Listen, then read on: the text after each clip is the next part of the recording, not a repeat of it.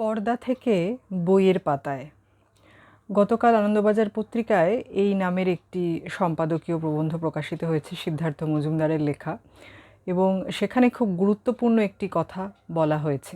সেটা হচ্ছে কোভিড কালীন বা তার আশেপাশের সময় অনেক ক্ষেত্রেই মনে হয়েছিল যে আস্তে আস্তে বুঝি বই খাতার আর দরকার থাকবে না, খাতা পেন্সিল নিয়ে বাচ্চারা আর পড়াশোনা শিখবে না, পুরোটাই ডিজিটালাইজেশন হয়ে যাবে।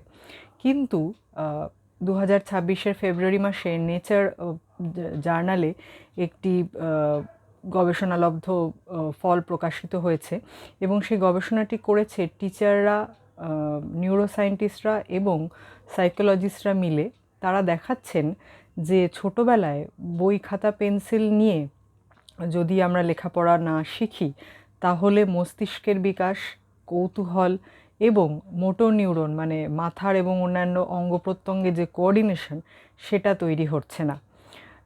এমনকি এরকমও দেখা যাচ্ছে যে ইউরোপের বিভিন্ন দেশগুলিতে, যেমন ইটালি, ফ্রান্স, নরওয়ে, সুইডেন, এরা কিন্তু প্রায় ক্লাসরুম ডিজিটালাইজ করে ফেলেছিল ছোটোবেলা থেকেই। তারা এখন সেই পদ্ধতি থেকে সরে আসছে।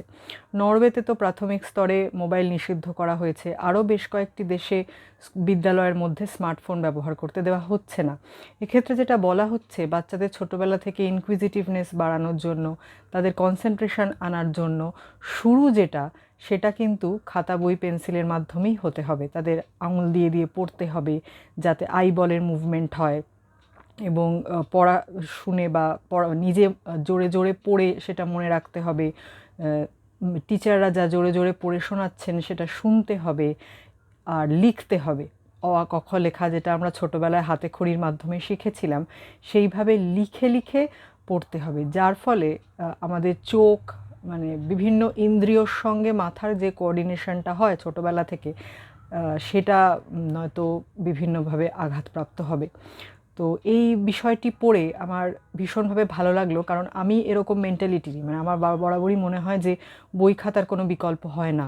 সেক্ষেত্রে ছোটদের যদি ছোটোবেলা থেকেই আমরা একদম যখন থেকে তারা স্কুলে যাচ্ছে, টডলার বয়সে যেটা আমরা বলি, সেই থেকেই যদি আমরা ডিজিটাল জিনিসপত্র হাতে ধরিয়ে দিই, সত্যিই তাদের মনের বিকাশ ঘটবে না। ইউরোপের দেশগুলি অলরেডি এই বিষয়টি ইমপ্লিমেন্ট করতে শুরু করেছে।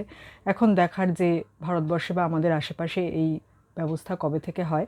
তবে এর থেকে যেটা প্রমাণিত হলো, আমরা ছোটোবেলায় মানে জেনজি, জেন আলফারা এই ডিজিটালাইজেশনে ভীষণভাবে এক্সপোজড, কিন্তু তারাও আস্তে আস্তে বইমুখী হচ্ছে, এবং বিভিন্ন ধরনের বুক লুট বা এই ধরনের প্রোগ্রামগুলোতে গেলে দেখা যায় তারা কিন্তু বই কিনছে, শুধু সাজিয়ে রাখার জন্য নয়।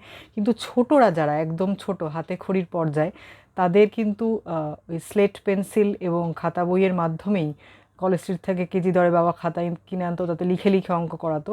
তো তার মাধ্যমেই মাথার বিকাশটা ঘটবে, মস্তিষ্কের গ্রে ম্যাটারটা আরও বেশি হবে, এবং যেটা ডারউইনের ব্যবহার অব্যবহার সূত্র থেকেই আমরা জানতে পারি যে মাথা যত বেশি কাজে লাগানো হবে, মাথার বিকাশটাও তত বেশি হবে। তো আজকে এই বিষয়টি নিয়েই আলোচনা করলাম, অত্যন্ত পছন্দের বিষয় আমার, এবং যেহেতু নেচার পত্রিকায় প্রকাশিত হয়েছে, তো এটি ঠিক হেলা ফেলার যোগ্য নয়। তো আমরা বাচ্চাদের দিকে এই বিষয়টিতে নজর রাখবো, এবং আশা করি আমাদের আশেপাশেও এর ফল দেখতে পাবো। সবাই ভালো থাকবেন, আবার ফিরে আসবো পরের পর্বে। নমস্কার।